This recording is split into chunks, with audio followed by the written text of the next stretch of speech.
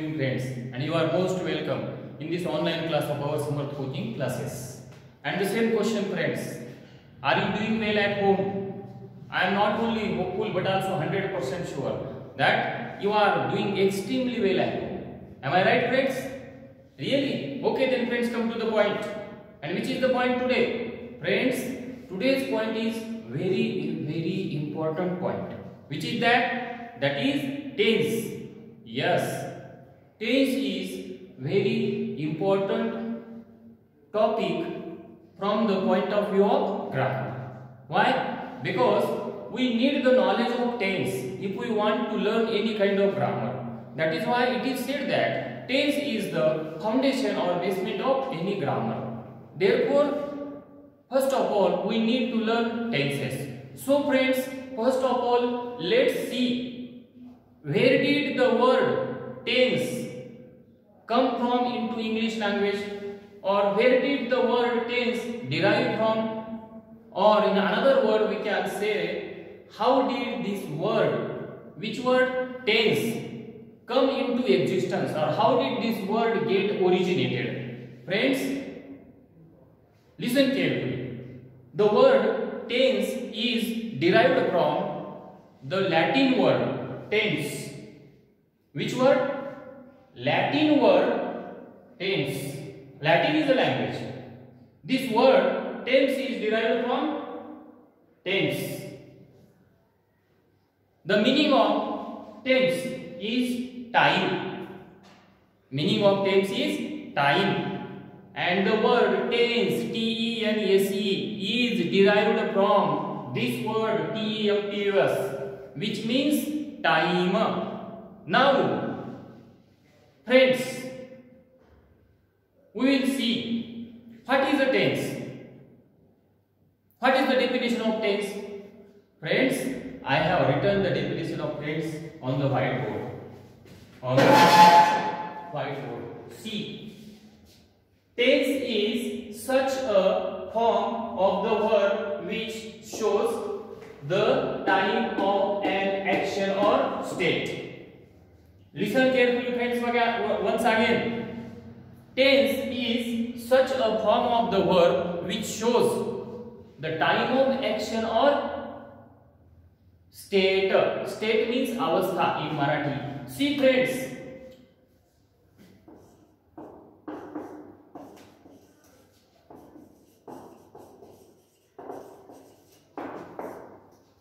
teaching. What is this? Action. And then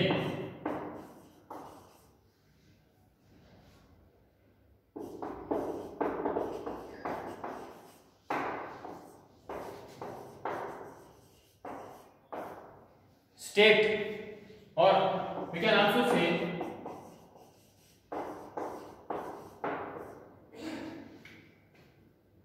in these two sentences there is state. State means avastha, and in this sentence the action. In this way we have seen what is a tense. Tense means such a form of the verb which shows the time of an action or the state is called tense. Now friends, let's move ahead. How many types are of tenses? How many types or kinds are of tenses? You know well friends. How many types? Yes, you have guessed right. How many types? There are 3 types of main tenses. How many types? 3 types of main tenses. Which are they? They are present tense, past tense and future tense. And again friends, all these 3 types of main tenses have 4 sub kinds of each one. 3 multiplied 4. How many total? There are total 12 types of tenses, and we have to learn all these 12 types of tenses. So friends, now let's explain in Marathi.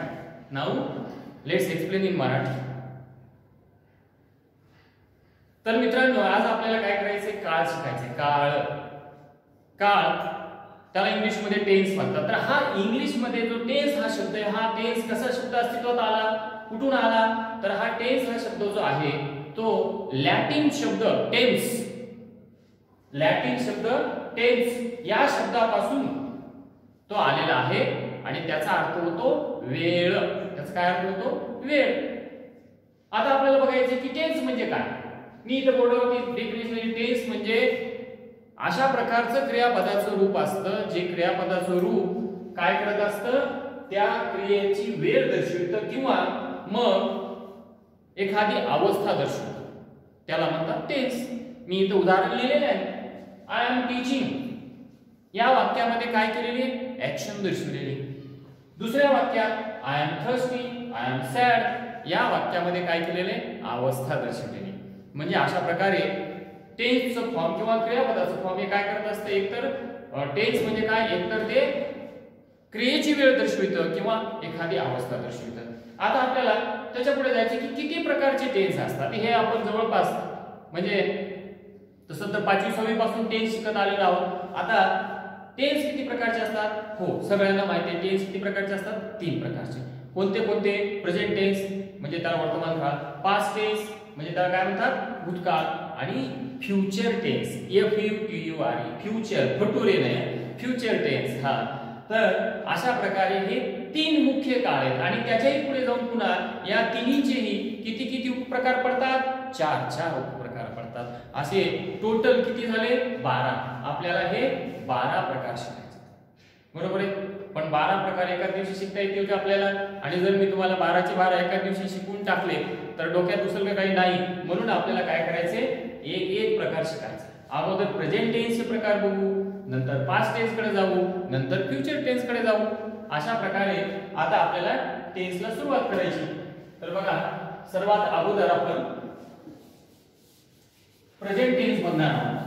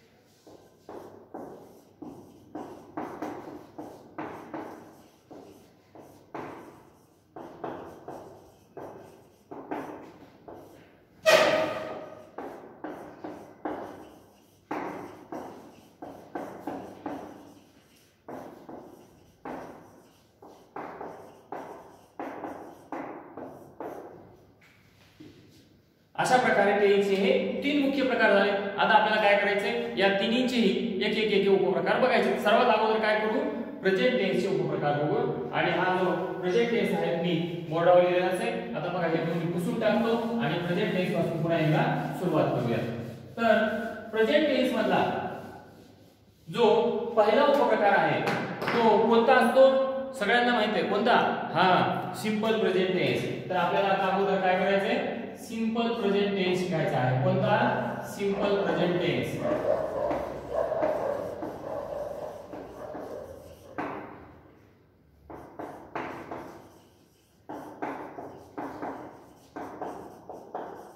याला मराठीमध्ये काय म्हणतात? साधा वर्तमान काळ. कोणता? साधा वर्तमान काळ. आता आपल्याला या सिंपल प्रेझेंट टेन्स मध्ये जर वाक्य असेल तर ते वाक्य कशा प्रकारचं असतं, म्हणजे त्या वाक्यामध्ये कर्ता, क्रियापद, कर्म हे कशा प्रकारे असतात, कोणतं सहाय्यकारी क्रियापद आलेलं असतं, कोणतं क्रियापदाचं रूप आलेलं असतं, त्याचं स्ट्रक्चर बघायचं. त्याचं स्ट्रक्चर तर बघा, त्याचं स्ट्रक्चर असं असतं: सब्जेक्ट प्लस मेन वर्ब. या मेन वर्बचं कोणतं रूप आलेलं असतं? पहिलं, आणि त्याच्या पुढे ऑब्जेक्ट. अशा प्रकारचे सिंपल प्रेझेंट टेन्सच्या वाक्यामध्ये कर्ता, कर्त्यानंतर क्रियापदाचं किती रूप आलेलं असतं? पहिलं रूप, आणि त्याच्यानंतर ऑब्जेक्ट. ह्या ऑब्जेक्टवर तर काळाचा काही परिणाम होत नसतो, परंतु आपल्याला जो एखाद्या वाक्याचा काळ ओळखायचा असतो ते कशावर ओळखायचा असतो? वाक्यात आलेल्या क्रियापदाच्या आणि सहाय्यकारी क्रियापदाच्या रूपावरून. या ठिकाणी बघा हा सब्जेक्ट, उदाहरणार्थ बघा, आय टीच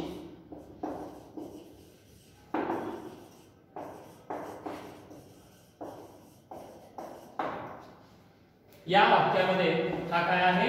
सब्जेक्ट आहे आणि हे काय आहे? वर्ब टीच. किती वर्ब आहे? पहिलं.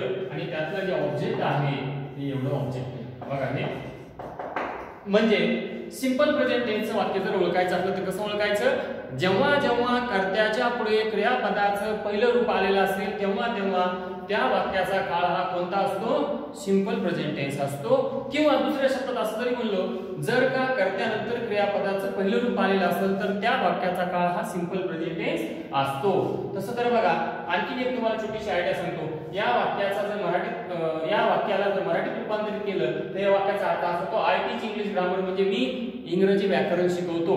बघा जर सिंपल प्रेझेंट टेन्सच्या वाक्याचं जर मराठीत रूपांतर केलं तर आपलं ढोबळ मानाने तुम्ही म्हणताल की 100% या सिंपल प्रेझेंट टेन्सच्या वाक्याचं जर मराठीत रूपांतर केलं तर त्या वाक्याच्या शेवटी अशा प्रकारचे शब्द येतात ढोबळ मानाने.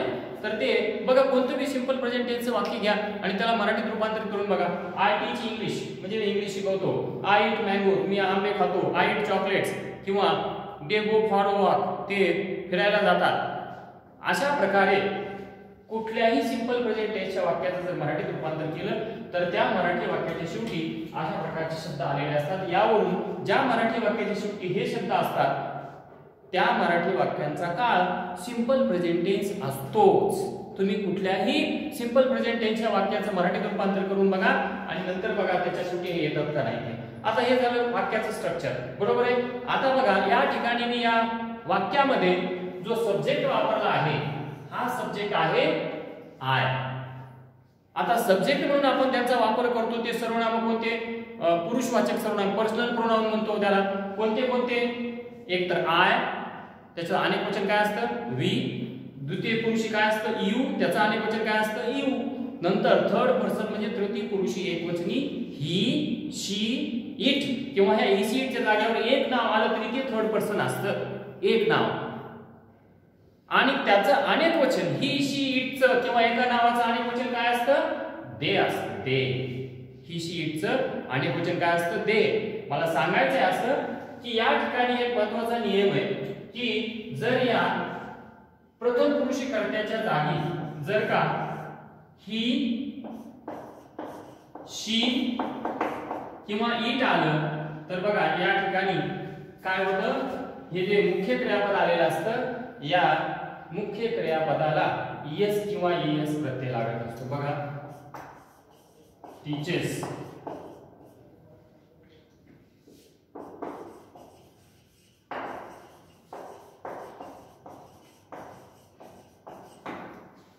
नीट लक्ष द्या. इथं आय आलं पण इथं काय आलंय? एक तर ही घ्या, शी घ्या किंवा इट घ्या. या तिन्हीपैकी कोणते बी घ्या किंवा या तिन्हीच्या ऐवजी जर एखादं नाव घेतलं, एखादं नाव समजा असं कुठलं तुम्हाला घ्यायचं ते घेऊ शकता.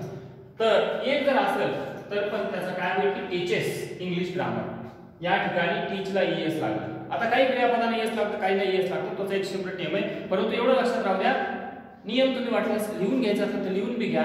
लिहून देण्याऐवजी की मी काय म्हणतोय की सिंपल प्रेझेंट टेन्स मध्ये जर वाक्यात तृतीय पुरुषी एकवचनी कर्ते आले, सिंपल प्रेझेंट टेन्स मध्ये जर का वाक्यात तृतीय पुरुषी एकवचनी कर्ते कंसात ही, शी, इट आले तर वाक्यात आलेल्या मुख्य क्रियापदाला यस किंवा ईएस, यस किंवा ईएस असा प्रत्यय लागत असतो.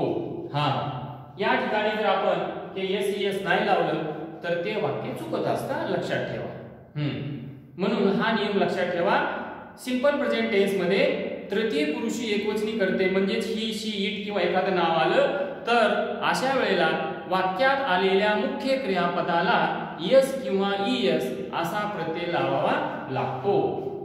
नाही लावला तर वाक्य चुकतं. समजा उदाहरणार्थ आपल्याला दुसऱ्या एखाद्या वाक्याचं दुसऱ्या काळातून या काळात रूपांतर करायचे आणि करता जर तृतीय पुरुष एकवचनी असेल, ही शीट पैकी असेल, अशा वेळेला आपण या काळात रूपांतर जर केलं तर ही शीट हा करता असेल तर क्रियापदाला एस लावणं बंधनकारकच आहे. जर नाही लावलं तर वाक्य चुकत असतं. म्हणून बघा या ठिकाणी ही शीट म्हणजे थर्ड पर्सन सिंग्युलर सब्जेक्ट आल्यावर सिंपल प्रेझेंट टेन्स मध्ये वाक्यात आलेल्या मुख्य क्रियापदाला एस किंवा एस प्रत्यय लागत असतो. तर आता हे लक्षात आलं का? आता बघा मी हे पुसून टाकतो.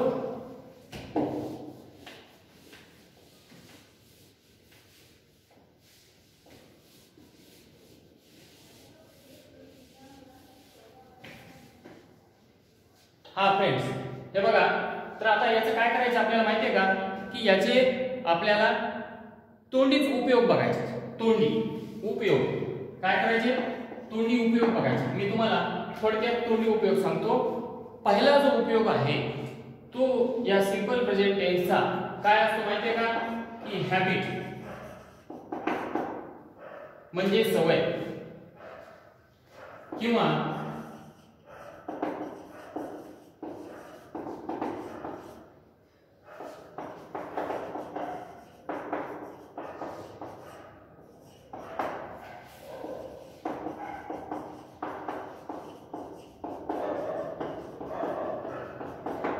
हॅबिट किंवा डेली रुटीन. बघा आपली जर एखादी सवय असेल किंवा आपण दर दिवस काय करतो हे कोणाला सांगायचं असेल तर ते आपल्याला सिंपल प्रेझेंट टेन्स मध्ये सांगावं लागतं. समजा माझी एखादी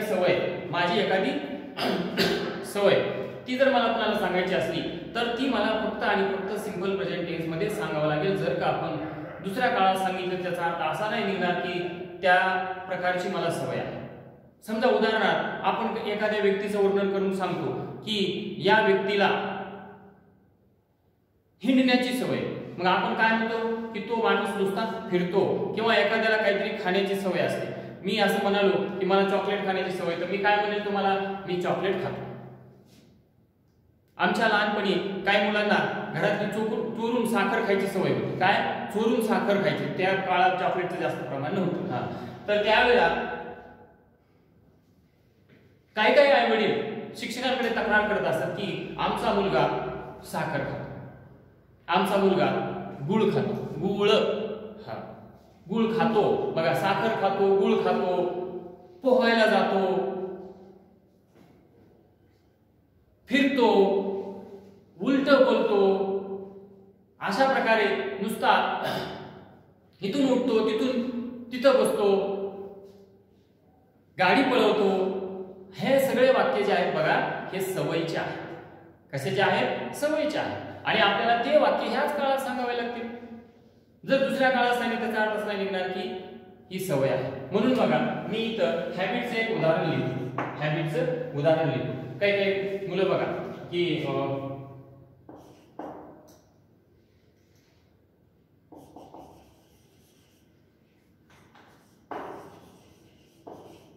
बघा मी इथे सवय आय टॉक इन स्लीप म्हणजे मी झोपेत बोलतो. मी असं म्हणत नाही की मला बोलण्याची सवय, फक्त नुसतं एवढंच म्हणालो मी झोपेत बोलतो. त्याचा अर्थ असा निघाला की हो मला झोपेत बोलण्याची सवय आहे. म्हणून हे झालं सवयीचं उदाहरण. पण आपण आता दुसरा उपयोग बघू त्याचा. कोणता? की डेली रुटीन. डेली रुटीन म्हणजे दर दिवस आपण काय करत असतो, दर दिवस आपण आपला दिवस कशा प्रकारे खर्च करतो.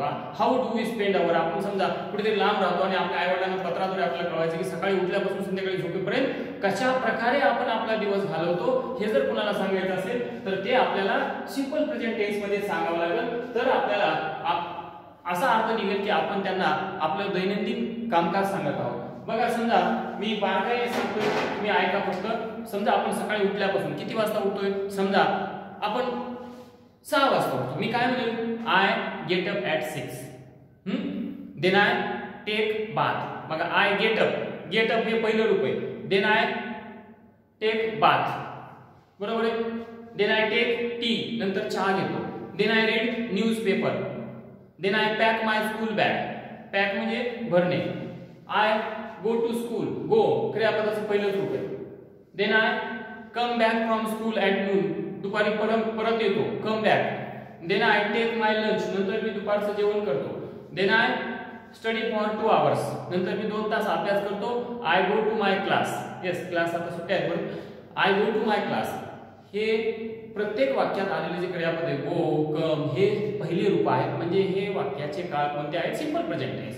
त्यानंतर काय म्हणते की I come from class at 6 PM. Then I go to play. नंतर मी खेळायला जातो. Then I watch TV. नंतर मी टीव्ही पाहतो. Then I take my dinner and then I study for 2 hours again and there after I go to bed at 11 PM. अशा प्रकारे प्रत्येक वाक्य बघा, हे मी जे सांगितलं होतं ते तुम्हाला सिंपल प्रेझेंट टेन्स मध्ये सांगितलं होतं. बघा हे जे वाक्य आहे हे वाक्य बघा, I get up at 6 AM. I take bath. आपण देन म्हणू शकतो. त्याच्यानंतर आय टेक टी.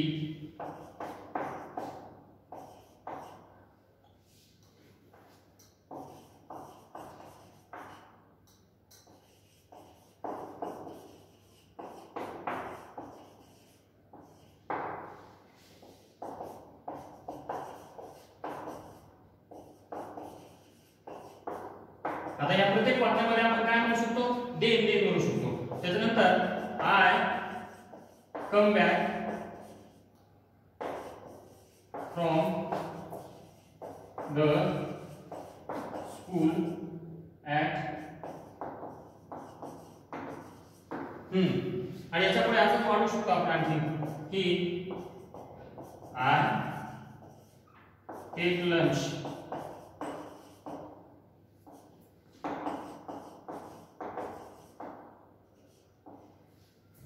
आणि असेच वाक्य आपण पुढे वाढवून देऊ शकतो. आणि हे सगळे जे वाक्य आहेत ते वाक्य आहेत सिंपल प्रेझेंट टेन्सचे. म्हणून याला म्हणायचं की आपण जे आपलं दैनंदिन काम आहे ते आपण कशात सांगू शकतो? फक्त आणि फक्त सिंपल प्रेझेंट टेन्स मध्येच. त्याच्यानंतर आपल्याला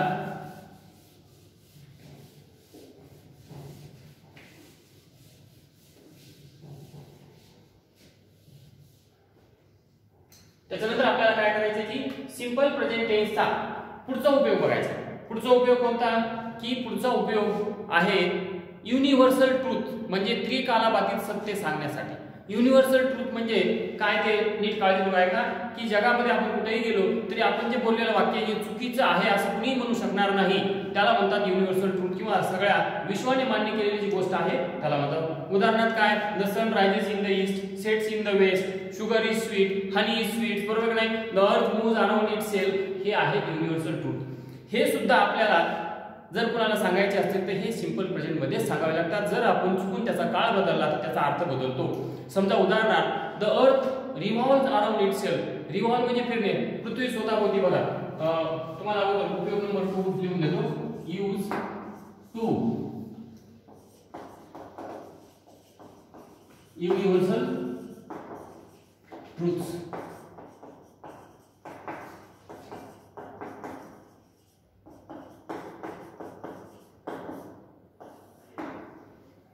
युनिव्हर्सल ट्रूथ सांगण्यासाठी म्हणजे त्रिकालाबाधित सत्य सांगण्यासाठी या सिंपल प्रेझेंट टेन्सचा वापर करतात. जर का चुकून आपण दुसऱ्या काळात सांगितलं ह्या प्रकारात म्हणणार वाक्य तर त्याचा अर्थ बदलतो. कसा अर्थ बदलतो बघा. या ठिकाणी द अर्थ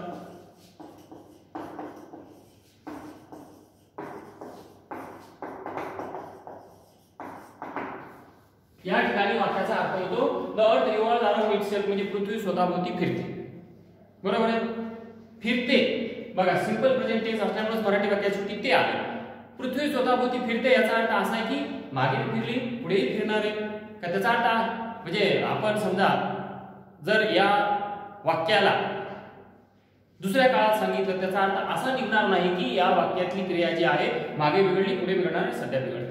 बघा आपल्याला पुढे जाऊन डायरेक्ट शिकायचं. त्या डायरेक्ट मध्ये एक नियम असतो की दिलेल्या वाक्याचा काळ बदलावा लागतो. जर सिंपल प्रेझेंट असलं तर सिंपल पास्ट करावा लागतो. पण जर का तिथं सुद्धा या प्रकाराचं वाक्य आलं तर त्याचा आपल्याला काळ बदलता येत नाही. पुढे मी डायरेक्ट शिकवताना तुम्हाला आठवण करून देईल की या वाक्याचा काळ बदलला नाही, कारण की हे वाक्य युनिव्हर्सल ट्रूथ म्हणजे त्रिकालाबाधित सत्य या प्रकारात मोडणारा आहे.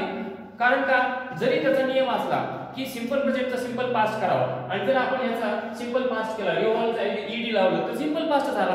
त्याचा अर्थ असा होतो की पृथ्वी स्वतःभोवती फिरली, मग त्याचा अर्थ असा बी निघतो इथून मागे फिरत नव्हती, पुढे बी फिरणार नाही.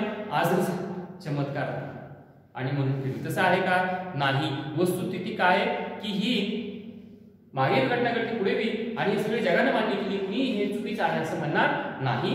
म्हणून अशा प्रकारे युनिव्हर्सल ट्रूथ मध्ये मोडणाऱ्या ज्या घटना असतात त्या फक्त आणि फक्त सिंपल प्रेझेंट टेन्स मध्येच काय कराव्या लागतात? सांगाव्या लागतात.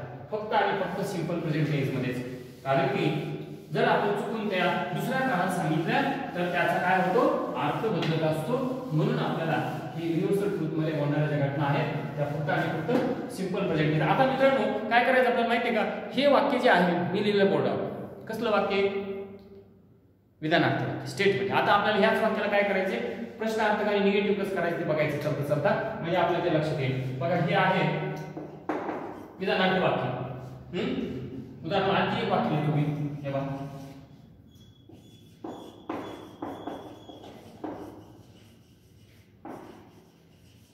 हे वाक्य दे गो टू प्ले. बघा याच्यात हा सब्जेक्ट आहे, हे मेन वर्ब आहे आणि या ठिकाणी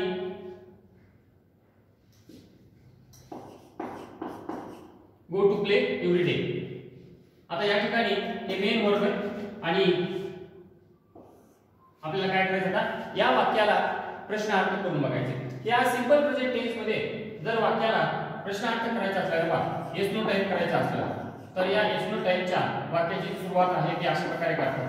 डू किंवा डज ने सुरुवात करतात, नंतर सब्जेक्ट घेतात, नंतर त्या वाक्यात आलेलं जे वर्ब आहे त्या वर्बचं पहिलं रूप जसं तसं आणि शेवटी क्वेश्चन मार्क. बघा ते वर दिलेलं वाक्य. आता तुम्ही म्हणाल की कोणतं कधी घ्यायचं? जर का ही शीट आलेला असेल, ही शी ईट आलेला असेल तर काय घ्या?